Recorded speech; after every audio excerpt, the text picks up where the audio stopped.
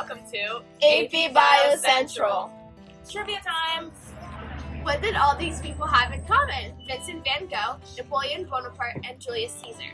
They have epilepsy! On today's segment, we will be discussing epilepsy. Epilepsy is a disorder in which nerve cell activity in the brain is disturbed. It can be caused by blunt force trauma, genetics, and many other factors. Now let's hear from Dr. Anita, our cell communication expert. Thanks, Drew. Epilepsy occurs when neurotransmitters send signals through the brain too quickly. Cells usually communicate through a signal transduction pathway, although issues can arise in cell communication, causing diseases or disorders to occur. As nerve cells in the brain transmit an electrical signal, sodium and potassium move in and out of the cell depending on the concentration gradient. This is vital to maintaining a proper electrical charge in the cells.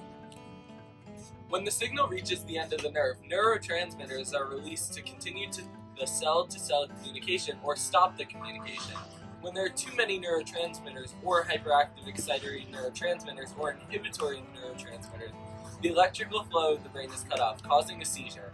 The motor cortex of the brain and the temporal lobes are more likely to be the source of seizures due to sensitivity to abnormal situations, which can cause abnormal signal transmissions.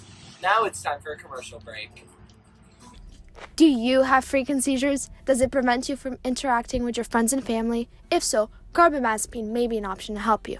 Carbamazepine is an anticonvulsant medication that decreases nerve impulses that cause seizures. Carbamazepine is not for everyone. If you have a history of bone marrow suppression, if you're allergic to it, or take antidepressants, do not take carbamazepine. Side effects may include difficulty breathing, swelling, skin reaction, fever, or burning. Call your doctor if you experience loss of appetite, stomach pain, or irregular heartbeats. Welcome back. Now we'll hear from Dr. Amanda and Nurse Drew about initiating communication and target cells. Thanks, Dr. Anita. Not much is known about the target cells involved in epilepsy, but scientists have hypothesized that the target cells for epilepsy are the neurons in the brain.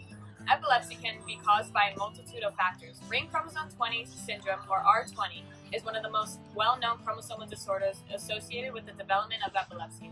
The ring chromosome is formed by the fusion of two arms of a chromosome. Another way epilepsy is caused is by voltage-gated sodium channels. These sodium channels initiate action potentials in neurons, with mutations in these channels being responsible for genetic epilepsy syndrome.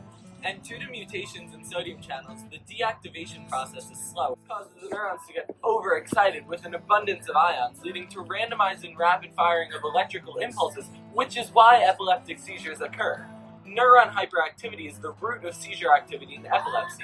This means that electrical impulses are fired after neurotransmitters are attached to the receptors of neurons, aka synaptic signaling. Now on to Mal, our mistakes in communication specialist. Okay, thank you, Dr. Drew. Epilepsy is characterized by neuronal hyperactivity rooted in excessive glutamate release and ionic imbalance. Scientists concluded that microglial responds to and regulates neuronal activities during the pathology.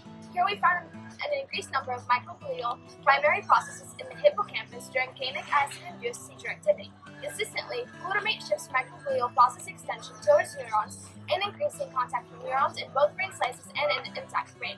In addition, we found that extracellular CA2+ reduction induced microglial processes to converge at distinct sites, a phenomenon we term microglial process conversion.